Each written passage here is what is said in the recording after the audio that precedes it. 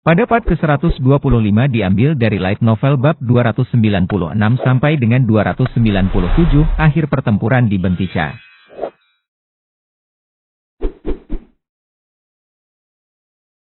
Jin fokus pada Shaft Beradin saat dia mengendalikan api. Jelas sekali, Shaft itu ditujukan padanya. Untuk beberapa alasan, Shaft tersebut sepertinya memancarkan niat membunuh dan intrik. Beradin tersenyum, seolah menganggap situasinya menarik. Jin memutuskan untuk tidak memikirkan kepahitan atas situasi tersebut. Bagaimanapun juga, orang yang menunjuk tongkat itu padanya mungkin bukanlah Beradin yang asli, meskipun ia mengambil wujud Beradin. Lebih jauh lagi, Jin yakin akan hal lain, Ziples tidak akan pernah membiarkan Beradin tetap dalam keadaan itu. Jika Ziples membutuhkan boneka untuk berperang, mereka punya banyak boneka lainnya. Tidak harus Beradin. Tentu saja, dia akan menjadi dirinya sendiri di sebagian besar waktu karena mereka tidak mampu memiliki seorang maniak haus darah yang gila berperang sebagai patriark mereka berikutnya. Jin mengira Beradin mungkin telah dimanipulasi di kehidupan masa lalunya juga. Bajingan-bajingan yang meresahkan itu. Karakter rahasia yang bersinar melayang menuju Kozek. Semua penyihir menyadari bahwa karakter rahasia adalah tanda sasaran bola api. Mereka panik dan mengarahkan tongkat mereka ke arah karakter rahasia itu. Mereka menggunakan segala macam mantra untuk mengusir rune. Namun karakternya terlalu kecil dan terus bergerak, sehingga hampir mustahil untuk menembak jatuh mereka. Beberapa berhasil mengenai mereka, tetapi tidak berpengaruh pada karakter rahasia. Mereka hanya menembus mantra seperti angin dan terus melayang ke atas. Beberapa lusin karakter rahasia tiba-tiba tertanam di lambung Kozek. Sulur api dalam jumlah yang sama memanjang dari bola api Jin. Rantai api melilit dan melingkari Kozek seperti ular, membuat para penyihir ketakutan. Sepertinya banyak ular sedang memerah satu mangsa. Ini segera menciptakan retakan kecil di seluruh lambung kapal. Para penyihir di atas kapal berteriak karena benturan yang tiba-tiba. Sepertinya rantai yang menyala itu bisa menghancurkan Kozek seolah-olah itu bukan apa-apa. Naga merah yang masih hidup menyerang api yang menahan lambung kapal. Tapi naga merah tidak bisa berbuat apa-apa. Mereka mencoba menggigit rantai tersebut, namun malah tubuh mereka tertusuk sulur api lain atau leher mereka terpotong. Jin menatap mereka dengan mata dingin. "Balikan kapalnya." "Kapalnya macet, Tuan." Memikirkan bahwa Kozek bisa dilumpuhkan oleh satu orang, pembawa bendera ke-12 dari Ran Candles. Tak seorang pun di sini yang membayangkan skenario seperti itu. Setiap satu dari 30 burung Phoenix yang dipanggil telah kembali. Itu berarti para penyihir pemanggil semuanya mati. Tess memekik keras dan menghembuskan napasnya ke arah Kozek. Sekarang tekanan api biru bergabung dengan api Jin, Kozek bergetar hebat seolah-olah akan pecah kapan saja. Para ksatria penjaga hanya bisa melihat Jin dan Kozek, tidak yakin harus berkata apa. Bahkan Barton, sang pengkhianat, membelalakan matanya karena terkejut. Apakah ini kekuatan pembawa bendera ke-12? Dia hampir tidak percaya dengan apa yang dilihatnya. Bahkan dia tidak bisa menetralisir Kozek dengan cara seperti itu, meski memiliki kehebatan bintang 10, terlepas dari efisiensi operasional Kozek saat itu. Kalau terus begini, penyihir Ziples akan dimusnahkan sepenuhnya. Faktanya, aku bahkan tidak bisa menjamin kelangsungan hidup Beradin Ziples. Membantu Ziples mengamankan Bentica adalah hal yang mustahil. Dia harus melakukan sesuatu untuk memastikan keliak Ziples tidak kecewa.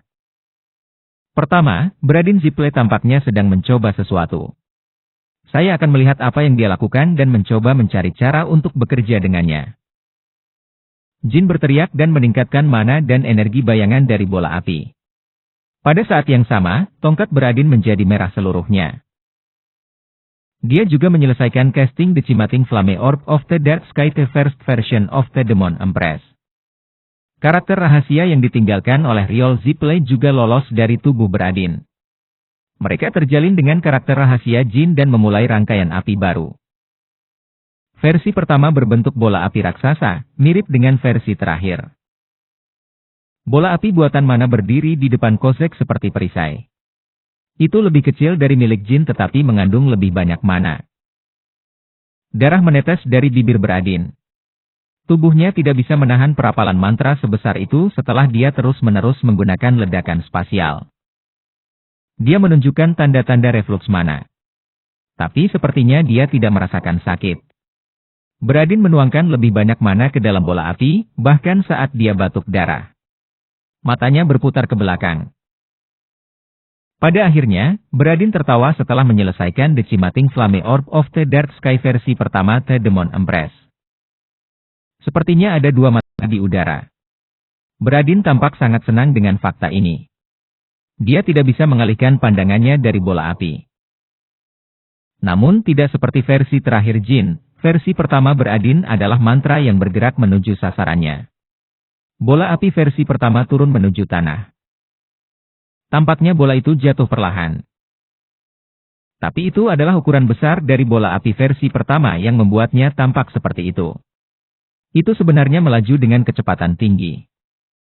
Akankah Cossack bertabrakan dengan kekuatan versi final terlebih dahulu, atau akankah api versi pertama menghanguskan Jin terlebih dahulu? Semua orang hanya bisa menonton dengan putus asa. Jin mempertahankan tatapannya yang tenang sementara Beradin menunjukkan kegembiraan total. Sepertinya semua orang perlu kembali mempelajari sihir dari awal.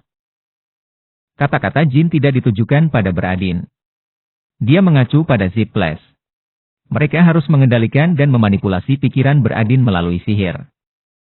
Jin berpikir itu sangat tidak efektif. Kehilangan akal dan logika selama pertempuran berarti bertarung secara membabi buta. Apa gunanya mengubah Beradin menjadi pejuang yang gila pertempuran jika kendali mentalnya begitu tidak stabil? Beradin menyerang secara membabi buta, tidak menyadari bahwa kondisi tubuhnya sendiri semakin memburuk akibat refluks. Suara mendesing. Energi bayangan yang menyelimuti langit mulai menghilang, dan tubuh Jin juga mulai mendapatkan kembali warnanya. Energinya hilang menjadi partikel energi bayangan yang tak terhitung jumlahnya. Bola api Jin menyerap semua partikel dan perlahan menjadi gelap. Hanya butuh 3 detik bagi bola api untuk menyerap semua kekuatan bayangan yang memenuhi langit. Versi pertama bola api Beradin masih memiliki jalan panjang untuk mencapai Jin, namun versi finalnya siap meledak. Bajingan. Ting. Cahaya putih bersih tiba-tiba muncul dari tengah bola api, yang sekarang tampak seperti matahari gelap. Cahayanya tipis dan panjang, seolah-olah telah dibelah dua oleh sebilah pisau. Tak lama kemudian, ledakan dimulai dengan gempa bumi yang tidak terduga. Gelombang kejut dari ledakan bola di udara mengguncang tanah. Hal ini juga menyebabkan tanah terbuka. Mayat naga merah dan para penyihir terlempar bersama bebatuan. Namun langit menunjukkan pemandangan yang lebih mengerikan. Awan terkoyak seolah sepasang tangan raksasa merobeknya. Langit terdistorsi karena gelombang kejut yang tumpang tindih. Cossack terguncang akibat ledakan itu, seperti pelampung yang tak berdaya. Belum pernah sebelumnya Cossack tampak begitu menyedihkan sepanjang sejarahnya. Kapal penjelajah pertempuran terakhir klan Zipplay tidak berdaya untuk mempertahankan diri dari serangan pembawa bendera ke-12 Run Candles. Ledakan tersebut menghancurkan meriam belakang kapal. Perisai penghalang yang melindungi Cossack sekarang tampak seperti pecahan kaca dan tidak dapat lagi memenuhi fungsinya. Faktanya, rantai api yang menahan Cossack masih terpasang. Sepertinya mereka bisa menjatuhkan seluruh Cossack. Kemenangan sepenuhnya ada di pihak mereka. Tapi Diffus belum bisa bersantai. Jin. Bola api Beradin terus turun menuju Jin. Jin berlutut dan terengah-engah. Bola api yang menipiskan langit gelap versi terakhir permaisuri iblis adalah mantra yang luar biasa baginya pada saat itu, seperti pemerintahan Raja Lenda. Bola api Beradin mendekat saat Jin terengah-engah mencari udara. Minggir sekarang. Diffus dapat melihat bahwa mantra Beradin memiliki tipe yang sama dengan yang digunakan Jin. Dia bahkan tidak bisa menjamin kelangsungan hidupnya jika dia menghadapi mantra itu. Namun, dia tidak bisa membantu Jin karena gelombang kejut tersebut. Para ksatria penjaga hanya bisa menguatkan diri mereka dalam posisi tetap dengan menusukkan pedang mereka ke tanah. Barton berpura-pura melindungi para ksatria yang terluka dan tidak membantu Jin. Bagi Barton, kematian Jin adalah hasil terbaik yang bisa ia harapkan. Lalu dia bisa menunggu Cossack mundur dan membunuh Diffus dan para ksatria penjaga lainnya sebelum kembali ke Taman Pedang. Pengkhianat itu. Diffus mengatupkan giginya. Dia bisa melihat dengan jelas apa yang dipikirkan Barton. Diffus juga berpikir untuk membunuh Jin sebelum mencapai Bentica, tapi dia tidak lagi mempertimbangkannya. Jin harus bertahan hidup untuk saat ini, meski hanya demi klan Rankandel. Minggir! Jin mengangkat kepalanya saat Diffus berteriak lagi. Dia tidak melakukannya untuk melihat Diffus. Dia melakukannya untuk melihat bola api beradin yang kini berada tepat di depannya. Itu benar. Dia tidak punya kekuatan untuk menghindarinya. Saya ingat dia melemparkannya di Holy Kingdom. Saat itu, dia melakukannya untuk melindungiku. Hari itu, Beradin mencoba menggunakan versi pertama dari The Cimating Flame Orb of the Dark Sky tetapi dikalahkan oleh Jin dan mengalami reflux mana. Jika Jin tidak melakukannya untuk menghentikannya, Beradin akan menjadi Zipley yang membunuh anggota klannya sendiri demi Rankandel. Beradin memiliki tekad yang kuat dalam mencoba melemparkan bola api saat itu. Berhenti. Jin, Dante. Silakan saja. Akulah yang akan menghentikan mereka, kata Beradin. Baiklah, kita lanjutkan dulu, Beradin. Jin. Jika kita kabur sendirian, apa yang akan terjadi pada Beradin? Tetapi sebagai imbalannya, katakanlah kamu dikalahkan secara telak setelah mencoba menghentikanku. Tapi sekarang, tidak mungkin dia bisa bekerja dengan baik di bawah kendali mental. Beradin tiba-tiba mencondongkan tubuh ke depan dengan gerakan jatuh. Serangan balik mana? Meskipun Jin tidak bisa meninju dagu Beradin seperti sebelumnya, dia tahu reflux akan segera terjadi sejak Beradin melemparkan bola api. Tidak mungkin bagi Beradin meluncurkan versi pertama bola api dalam kondisinya saat ini. Bahkan jika dia berhasil melakukannya, dia tidak akan pernah bisa mempertahankannya sampai mencapai targetnya. Bola api itu berkurang dengan cepat, dan jaraknya hanya satu lengan untuk mencapai Jin. Beradin pingsan dan menjerit. Dia memuntahkan darah, dan semua pembuluh darah kapiler di tubuhnya pecah. Kejang mengguncang tubuhnya. Bola api yang sangat besar itu menyusut menjadi seukuran telur dalam sekejap mata. Beradin kehilangan kendali atas mananya. Mana yang hilang ke udara dengan sia-sia. Bola api yang berhasil mencapai Jin tidak berbeda dengan apa yang dia lihat di Samael. Itu membuat bangku kecil, suara bangku dan menarik perhatian semua orang yang hadir di medan perang. Jin mengulurkan tangan dan mengambil apinya. 1 detik kemudian, Jin mengalihkan pandangannya ke abu hitam di telapak tangannya. Diffus tercengang. Apakah ini berarti Jin sudah mengetahui sejak awal bahwa mantra Beradin Zipley akan gagal karena reflux mana? Di langit, bola api Jin terus membinasakan Kozek. Namun kekuatannya terasa lebih lemah dari sebelumnya dan mulai membiarkan Kozek berbalik ke arahnya. Pembawa bendera keempat, kejar mereka. Mereka akan mulai melarikan diri. Jin berbicara sambil menyeka abu dari telapak tangannya. Saya mengerti. Tuan Barton, ayo pergi. Diffus berteriak sambil meraih bahu Barton. Rantai api yang menahan Kozek berayun berbahaya. Mereka gemetar dan menunjukkan tanda-tanda akan segera hancur. Kozek adalah senjata pamungkas klan Zipley. Betapapun mengesankannya Jin, dia sendiri tidak akan mampu menjatuhkan seluruh kapal. Fakta bahwa dia telah menyudutkan Kozek adalah suatu prestasi yang melampaui semua ekspektasi. Zipley mengharapkan kemenangan mudah ketika mereka mengerahkan pasukan mereka di sini mengikuti peringatan Barton. Klan tersebut mengira mereka akan dengan mudah memukul mundur Rankandel karena mereka memiliki Kozek dan ledakan luar angkasa. Namun, disinilah mereka, mundur dari pertempuran melawan 2 pembawa bendera Rankandel, seorang ksatria hitam, dan 10 ksatria penjaga.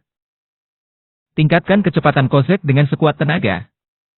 Semua penyihir penyembuh, rawatlah Tuan Muda. Lebih dari 40 penyihir elit dan anggota Malam Putih tewas, dan 6 naga merah dibantai. Di sisi lain, keluarga Rankandel tidak mengalami satupun korban jiwa. Ada beberapa ksatria penjaga yang terluka parah, tapi mereka bisa dengan mudah sembuh begitu mereka berhasil kembali. Semua ini dimungkinkan karena Jin telah bergabung dalam pertempuran. Setetes darah menetes dari bibir Jin. Keringat dingin terus-menerus mengucur dari wajah pucatnya.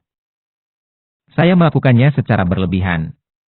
Jin telah mengalami cedera parah dalam pertarungannya melawan Silderai sebelum bergabung dengan misi ini.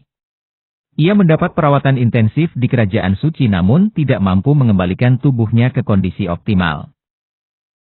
Dalam keadaan itu, dia mengeluarkan hampir semua mana yang bisa dia kumpulkan, jadi tidak heran dia diganggu oleh refluks mana. Namun tidak separah yang dialami Beradin. Dia hanya membutuhkan sekitar 10 menit istirahat untuk dapat menggunakan kontrol mana yang sempurna dan pulih. Dia harus pulih, apapun yang terjadi. Dia harus bisa melawan Barton setelah Zipple mundur. Masih ada pertempuran lain yang harus dilakukan. Masalahnya tidak ada habisnya, tapi tidak perlu khawatir. Barton mengalami kerusakan yang cukup parah saat berpura-pura mengejar Beradin.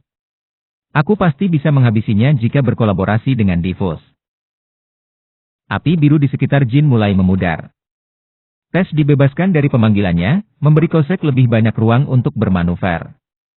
Matikan api Jin Rankandel. Penyihir yang memimpin tidak melewatkan kesempatan untuk melarikan diri dan berteriak keras. Rantai api yang menahan Cossack putus. Kerusakan pada tentakel pertama memicu reaksi berantai, menyebabkan rantai putus dan melepaskan Cossack. Mesin mana Cossack menderu. Tujuannya adalah untuk mempercepat kapal meninggalkan medan perang secepat mungkin. Mereka hanya menyisakan jumlah minimum mana yang diperlukan untuk mempertahankan perisai pelindung di sekitar kapal. Para penyihir lainnya memusatkan seluruh mana mereka ke dalam mesin. Ini mengungkapkan betapa putus asanya para penyihir berusaha melarikan diri dari mimpi buruk ini. Ini jelas merupakan tindakan yang gegabah. Sepertinya mereka terburu-buru mengambil tindakan putus asa, pikir Jin saat dia menyadari perisai pelindung Cossack menjadi lebih tipis. Zipple seharusnya memprioritaskan pertahanan daripada pergerakan. Jin tidak bisa lagi melepaskan Decimating Flame Orb of the Dark Sky, versi terakhir dari Demon Empress. Dan Barton terluka. Rankandel telah kehilangan sebagian besar kemampuan tempur udaranya. Oleh karena itu, mereka seharusnya memilih mundur dengan tenang dari pertempuran. Namun para penyihir takut Jin akan mengeluarkan mantra sebesar itu lagi karena mereka tidak menyadari bahwa Jin mengalami refluks mana. Seseorang selalu membayar mahal untuk keputusan tergesa-gesa yang didorong oleh rasa takut.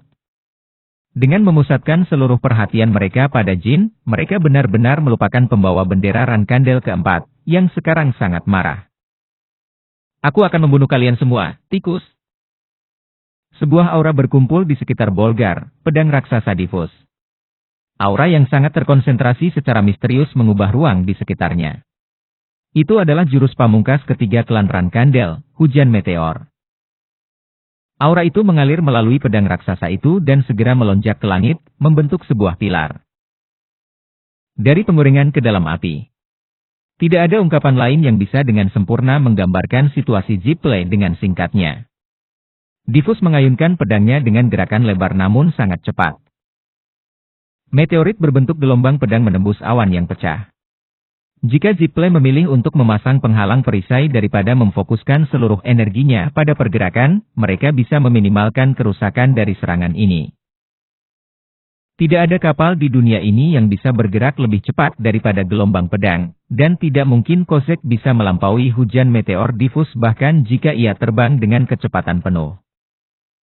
Banyaknya gelombang pedang yang jatuh secara acak lebih menyerupai bencana alam daripada sebuah keterampilan. Hujan meteor ya. Sudah lama sekali aku tidak melihat gerakan itu. Hujan meteor Diffus jelas berada satu tingkat di bawah pergerakan Luna. Namun demikian, itu masih sangat kuat, sampai-sampai hampir tidak masuk akal bagi satu orang untuk mengeksekusinya. Itu adalah sebuah serangan gencar. Gelombang pedang itu menghujani seperti meteorit dan menghancurkan Cossack. Teriakan para penyihir ditenggelamkan oleh suara lambung kapal Cossack yang hancur dan pecah. Beberapa dari mereka tidak dapat menahan benturan terhadap kapal dan terjatuh. Mereka melepaskan penghalang perisai dalam upaya naluriah untuk bertahan hidup, namun upaya putus asa mereka sia-sia. Para ksatria penjaga sedang menunggu mereka di tanah.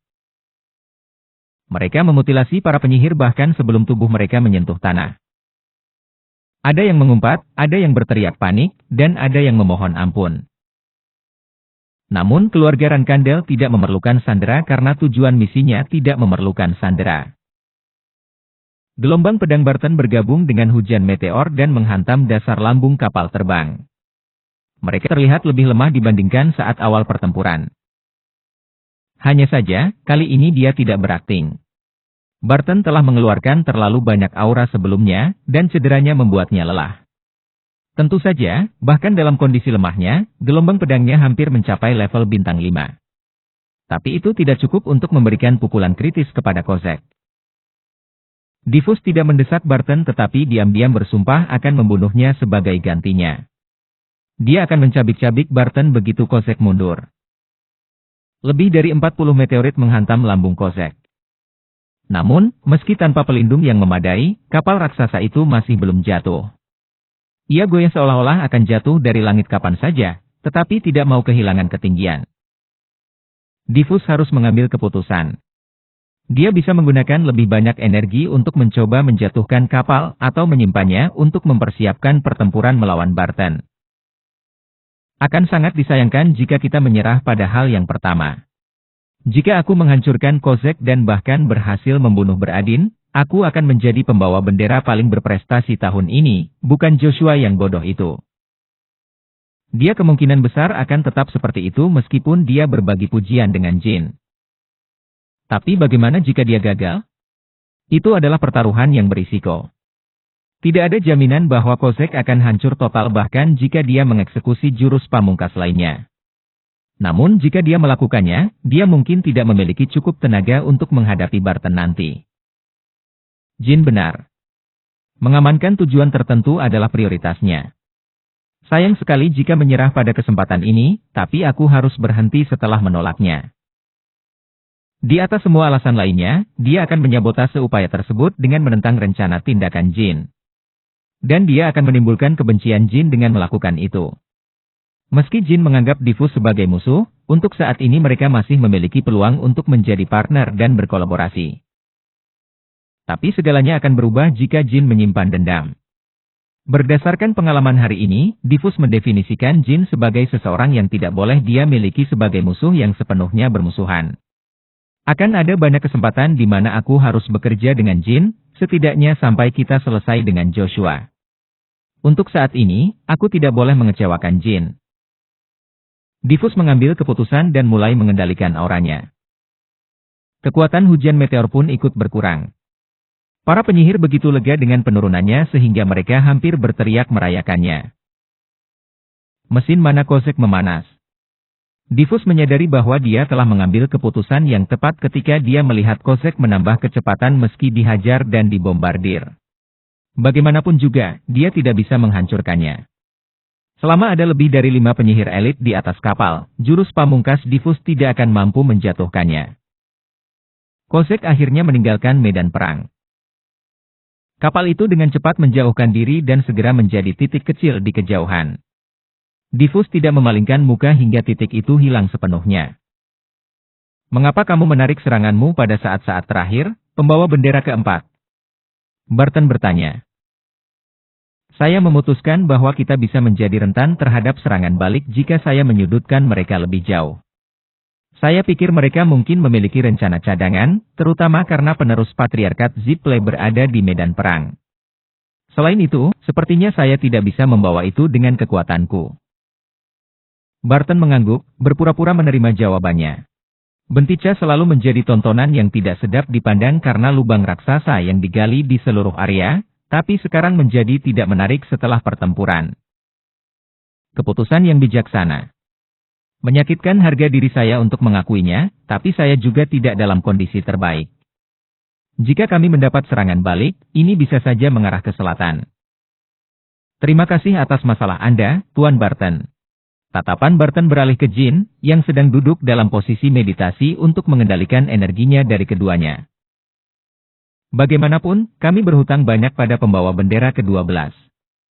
Aku merasa benar-benar dipermalukan untuk pertama kalinya setelah sekian lama. Pada awalnya, aku merasa agak tidak nyaman harus menjalankan misi dengan pembawa bendera ke-12, tapi sekarang, Aku kagum dengan pandangan jauh ke depan Lady Rosa. Saya setuju. Jika bukan karena Jin, kitalah yang mundur, bukan Zipley. Jin menyelesaikan meditasinya dan mendekati keduanya. Barton mengamatinya dan mengulurkan tangannya untuk berjabat tangan. Pembawa bendera ke-12, saya minta maaf atas penghinaan saya sebelumnya. Anda menyelamatkan misi ini agar tidak gagal. Jin melihat tangan yang ditawarkan Barton. Ada ketegangan di udara. Tidak diketahui ekspresi apa yang Barton kenakan di balik helm hitam itu. 10 detik berlalu dalam keheningan, tapi Barton tidak menarik tangannya. Apakah kamu ingin melepas helmmu? Jin bertanya. Saya tidak bisa. Katakan padaku kenapa kamu tidak bisa. Hanya pembawa bendera peringkat 4 atau lebih tinggi yang diizinkan melihat wajah para ksatria hitam. Memang benar aku berhutang banyak padamu hari ini, tapi menurutku itu tidak cukup untuk memaksaku melanggar peraturan. Dalam sebagian besar situasi, saya akan merasa sangat tersanjung. Apa yang kamu katakan? Helm hitam hanya diperbolehkan untuk 10 ksatria di antara ksatria klan yang tak terhitung jumlahnya. Bagi seorang ksatria yang mengenakan helm itu untuk menawariku jabat tangan tentu saja merupakan suatu kehormatan. Tapi tampaknya hal itu tidak lagi terjadi. Barton menarik tangannya karena perubahan suasana hati yang tiba-tiba memposisikan dirinya lebih baik untuk mengakses pedangnya. Saya merasa ada yang tidak beres ketika pembawa bendera keempat sedang menghemat energinya. Jadi, tujuan sebenarnya dari misi ini tampaknya adalah pembunuhan saya, bukan mengamankan Bentica. Bertentangan dengan kata-katanya, suaranya sangat datar, seolah dia sudah menduga hari ini akan datang. Terlepas dari alasanmu mengkhianati kejayaan Rankandels, aku mengakui bahwa kamu pernah mengabdi pada klan dengan kemampuan terbaikmu. Aku akan menghadapimu dengan hormat.